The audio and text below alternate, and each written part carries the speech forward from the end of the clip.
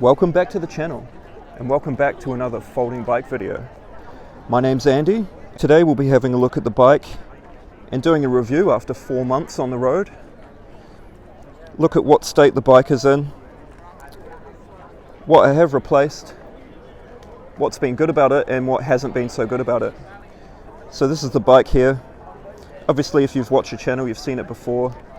It's just a cheap aluminium frame folding bike that I picked up for $20 in New Zealand, and I've ridden a couple of thousand miles on it now, and to be honest it's been really good. It hasn't let me down at all.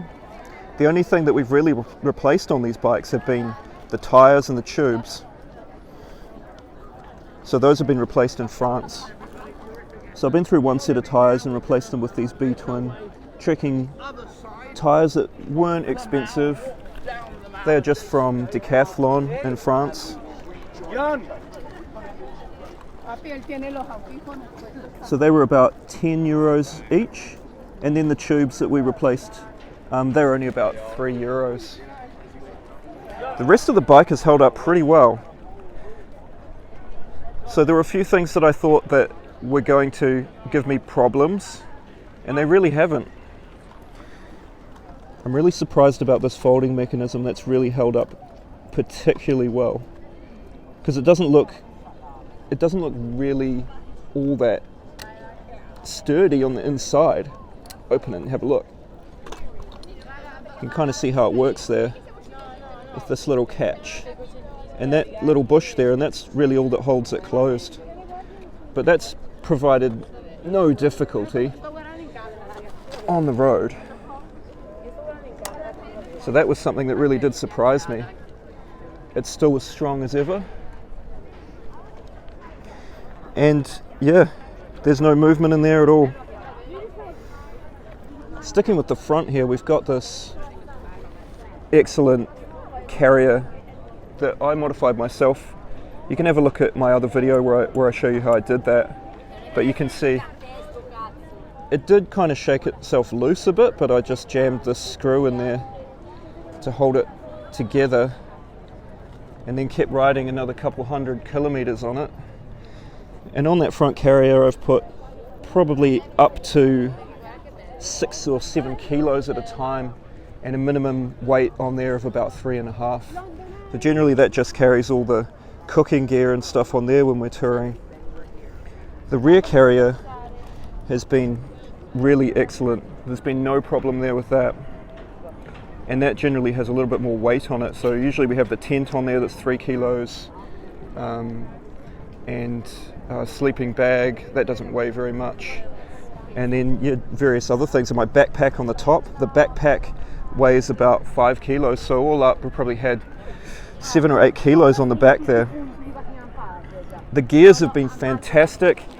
You guys will know if you've seen my other videos that I like the Shimano derailleur system.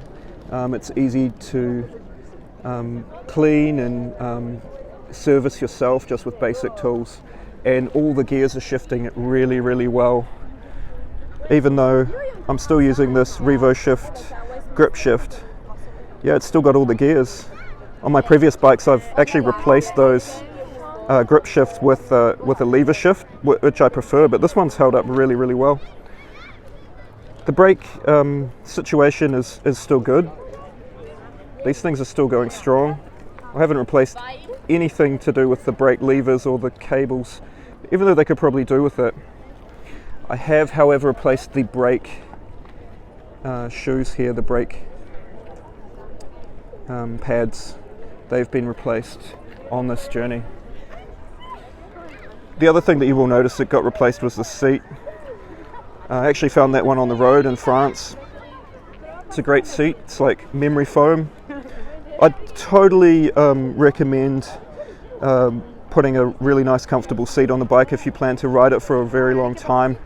You know, if you're just zipping around the city and you're only using it once or twice a week, then I really wouldn't worry. But if you're touring on it, yeah, put a nice comfortable seat on there. The pedals and the crank have held up really well, no problems there. You can see how dirty it is. I mean, it hasn't been cleaned, it's been out in the rain, but 4 months now on the road, all these things are holding up really well, all the moving parts and the brakes, and the folding mechanism here in the middle, no problems at all with that. And again, it's not like, it didn't appear to be super heavy duty, but it hasn't failed at all. It's still solid as ever. It's easy to fold with that little button there. The C-clamp as well, quick release, and yeah, that's been really solid. Hasn't had any slipping there. And just adjust that little screw to tighten it if you need to, but I haven't really needed to do that. So that's the bike after 4 months on the road. I will be taking it back home with me, so we'll be folding it again and packing it up to go on the airplane. But we've made it here, all the way to London from our starting point of Amsterdam. Still got the same bike. Really good, really recommend it. You don't need an expensive bike to get on a cycle tour. Just take whatever you can afford, get out there on the road and have fun, enjoy yourself. So that's my bike, my $20 folding bike. I've ridden through Europe on that for 4 months. If you want to see some of the videos on my channel where I show touring on the road, camping in the forests, various other things to do with the bike, how to pack it for air travel, you can check out my videos over on my channel, Hobocyclist. Thanks a lot for watching another video about the folding bike. My name's Andy, and I'll see you in the next episode.